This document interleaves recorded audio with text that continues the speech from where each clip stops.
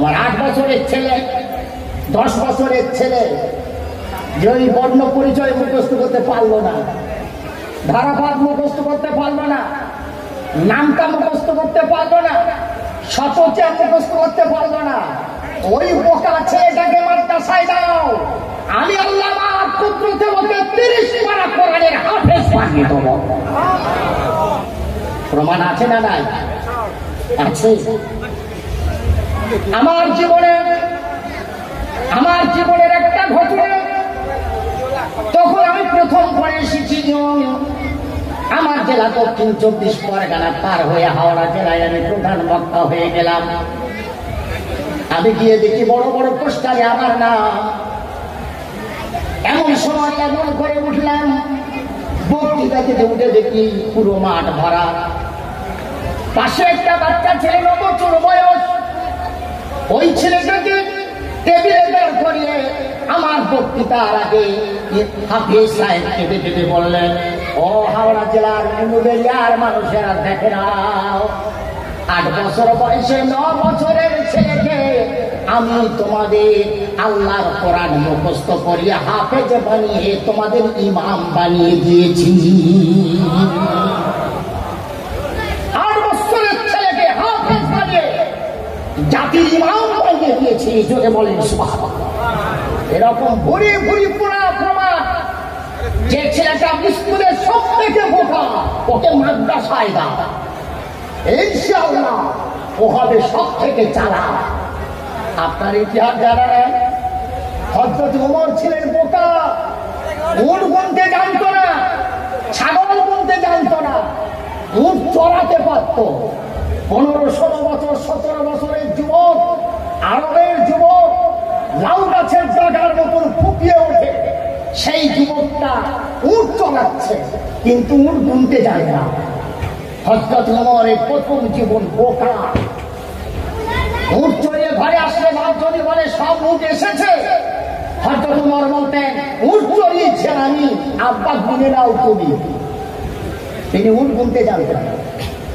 এই ছেলেটা হলো যুবক, এই হলো সেই ওমর। এরপর ইসলামের ভিতরে ঢুকলো, কলমা পড়লো। তারপর নবীর সান্নিধ্যে আসার পরে ওমর সেই বোকা ছেলে উট গুনতে পারে না যে ওমর, সেই ওমর হলো খলিফাতুল মুসলিমিন, মুসলিম জাহানের খলিফা। সুবহানাল্লাহ। জি, তিনি কোরআন পড়েছেন, কোরআন বুঝেছেন, কোরআনের উপরে জীবন যাপন করেছেন, আর নিজে শুধু করেনি, গোটা রাষ্ট্রের মুসলমানদের করাবার ব্যবস্থা নিয়েছেন। জোরে বলে সুবহানাল্লাহ। এ হলো বোকা। আপনার যে বোকা ছেলে, ওকে মাদ্রাসায় দাও। আর বর্তমান মাদ্রাসায় যারা আসে তারা তো বোকা।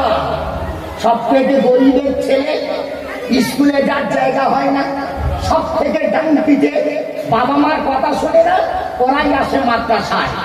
আর ডাক্তার এত ভালো মাদ্রাসার শিক্ষকরা, আলহামদুলিল্লাহ। যার নার্ভ বসে গেছে, যা সেলাইন দেওয়ার কোন রাস্তা নাই, ওই সব রুগী দেখে মাওলানারা। যে ছেলে স্কুলের মাস্টার লাইন করতে পারবে না, বাপ লাইন করতে পারে না, ছেলে লাইন করতে পারে না, মা লাইন করতে পারে না, তাকে ধরে মাদ্রাসায় দেওয়া হয়। আর মাদ্রাসার শিক্ষকরা পিঠ চাপড়ে তাকে আলেম আর হাফেজ বানিয়ে জাতির ইমাম বানিয়ে দেয়। সুবহানাল্লাহ। আপনারা তো আলেমদের সমালোচনা করেন ভাই, বললাম হয়তো জানি না আপনাদের খবরে দেশে হয়, এদিকে আপনাদের আলেমদের সমালোচনা হয়। হয় হয় হয় ভালো লোকের সমালোচনা কোন জায়গায় না হয়েছে আর কোন সময় না হয়েছে। আলেমদের সমালোচনা করবেন না, এদের কোরবানির দাম আপনারা এই জাতি দিতে পারবেন না। এটা আমার বক্তব্য নয়, তবে প্রসঙ্গত এসে গেল, ওলামাদের বদনাম করবেন না। আপনি অনেক সময় দিয়েছেন, অনেক চিল্লা দিয়েছেন, অনেক পণ্ডিত্য আপনার, আপনি এ থেকে যে পর্যন্ত ডিগ্রি হাসিল করেছেন, ওলামাদের পিছনে পড়বেন না। দুটো কথার প্রসঙ্গে বলে দিই, আমি তো আর এই জেলার ছেলে নয় যে প্রত্যেক জলসায় আমি আসি, তাই দুটো কথা বলি। ওলামাদের পিছনে কেন পড়বেন না? 1 নম্বর হলো ইন্নামা ইয়াখশাল্লাহা মিন ইবাদিহিল উলামা। আল্লাহ বলছেন পৃথিবীতে আমার ওলামা বান্দারা সব থেকে আমাকে বেশি ভয় করে, আর যারা আল্লাহকে ভয় করে, আল্লাহর করুণা, আল্লাহর সান্নিধ্য তাদের সাথে জড়িয়ে রয়েছে। জোরে বলেন সুবহানাল্লাহ। এই জন্য ওলামাদের পিছে লাগবেন না।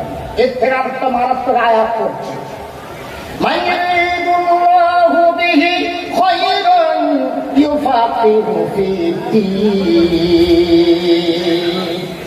আমি আল্লাহ আলেম কাদের বানাই, খুব ভালো করে শোনো, আমি আল্লাহ আলেম কাদের বানাই, এলেম কাদের দিন, আমার কোরআনের হাফেজ কাদের বানাই, এলেমের অগ্রগতি আমি কাদের দিন, আমি কাদের আলেম বানাই।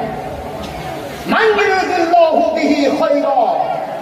আমি আল্লাহ প্রথমে আলেম বানাই নেই, প্রথমে আমি আমার বান্দার চয়েস করি, যাকে আমি ভালোবাসি, যে বান্দা আমার মনের মতন লাগে, তারপরে আমি আল্লাহ তাকে ইলম দান করি। সরে বলেন সুবহানাল্লাহ।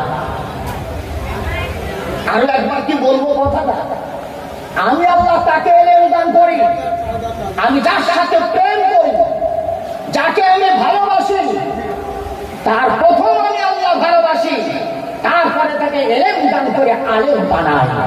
আল্লাহর ভালোবাসার পাত্রকে আপনি তার পিছনে পড়বে আর আল্লাহ তার মঙ্গল করবে, কখনো নয়, হতেই পারে না।